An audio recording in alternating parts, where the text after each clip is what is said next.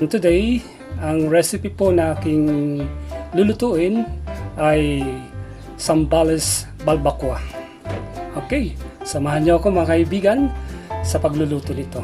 Marami pong version at ang iba-ibang provinces tulad ng Cebu, ng Mindanao, and this time, itry po natin ang sambales balbakwa.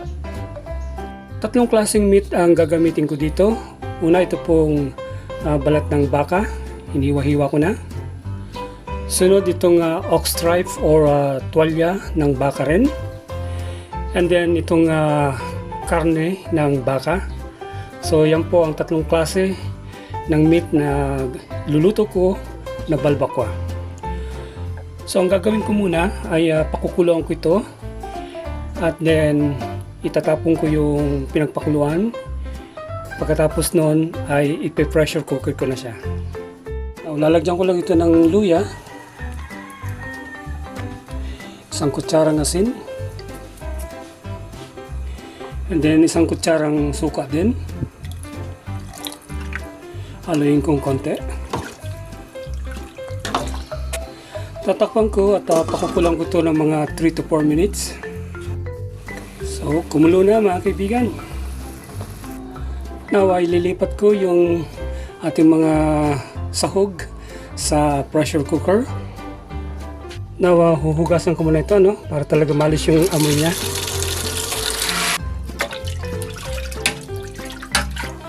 Now lalagay ko na itong ating sahog dito sa pressure cooker at pakukuluin ko ito ng mga 30 minutes. Alright, 30 minutes is done. Papatayin ko na po itong kalan at pasisingawin na lamang natin. Alright, maggisa na tayo mga kaibigan. Unahin ko gisa itong luya. Ilagay ko na itong bawang, sibuyas, ilalagay ko na rin itong celery. Ang version ko po ay merong celery. Yung iba walang celery. Saka ko lalagyan ng annatto powder. Yan, pampakulay. This time, ilalagay ko na itong ating tatlong klaseng sahog. Ox tripe, beef, and balat ng baka. Sasangkutsa ko siya. Lagyan ko siya ng 2 star anise and also bay leaves. Haluin ko. Pansinin po natin mga kaibigan itong balat ng baka super lambot siya. Ayan dinagdagan ko ng 10 minutes kaya naging 40 minutes ang ating pagpa-pressure cook sa kanya. Maging itong ox tripe niya, tuwalya, super lambot po. Of course, siyempre, ganoon din ang meat niya, Yan, super lambot. Kitang-kita niyo naman, po. Alright. Lagyan ko na po ito ng sabaw, At yung sabaw na ilalagay ko ay yung pinagpakuluan natin sa pressure cook, Pressure cooker. Ayan. Yun, dami. Tignan natin. Yung pagpapakulo po natin sa pressure cooker ay malinis po yan, Wala pong amoy. Wala pong amoy. Okay. Pero may lasa siyempre. And this time, habang hindi pa siya kumukulo, lalagyan ko na siya ng pampalasa. Nor cubes. Beef cubes. 1/8 cup patis. Fish sauce. Lalagyan ko siya ng mga half teaspoon black pepper. Black pepper powder. Ilalagay ko na rin itong lemongrass natin, tanglad. And then 3 ceiling green. Now tatakpan ko siya at pakukuluan ko ng 3 minutes. Alright, 3 minutes is done. Now lalagyan ko na siya ng tausi, black beans, and also pork and beans. Of course, lalagyan ko rito ng tomato sauce.